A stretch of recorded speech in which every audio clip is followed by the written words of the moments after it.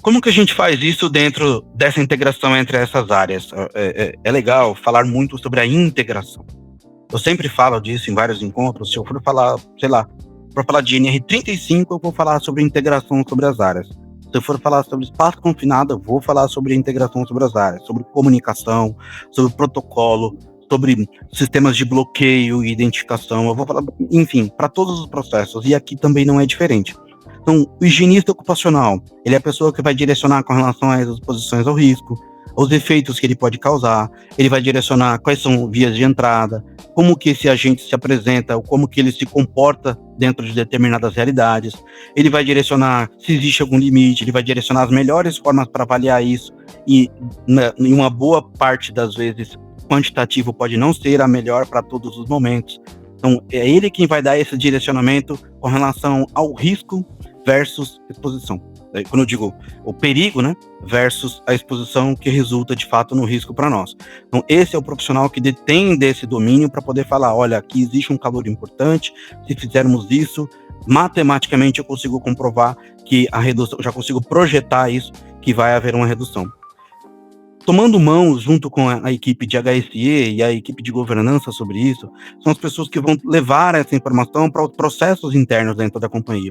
Não é comum, na grande parte das empresas, que se tenha um higienista ocupacional, mas é muito comum, até por conta do NR4, que se tenham lá engenheiros, médicos, técnicos de enfermagem, técnicos de segurança.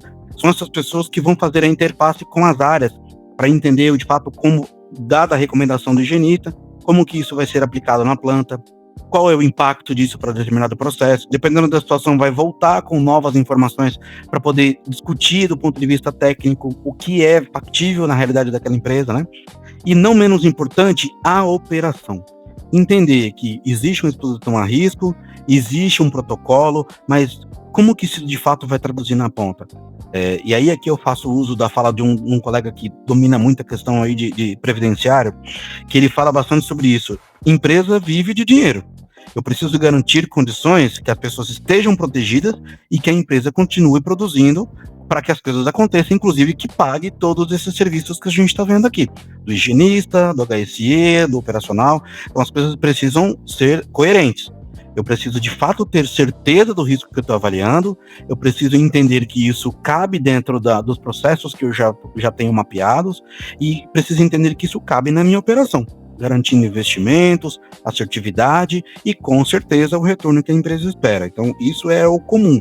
De fato, a empresa vai perceber um resultado desse investimento quando essas áreas têm uma plena interação, que vai trazer resultados de maior produtividade, menor absenteísmo, uma fragilidade jurídica menor. Então, esses são os resultados imediatos que a empresa consegue ter. Imediatos aqui, claro, são semanas, são meses de trabalho, às vezes anos de trabalho, mas várias situações dessas, o próprio trabalhador já dá um feedback, olha, ficou bom, agora ficou bom, isso aqui, você não precisa, mesmo antes de medir de novo, o trabalhador já dá esse retorno, olha, agora ficou bom.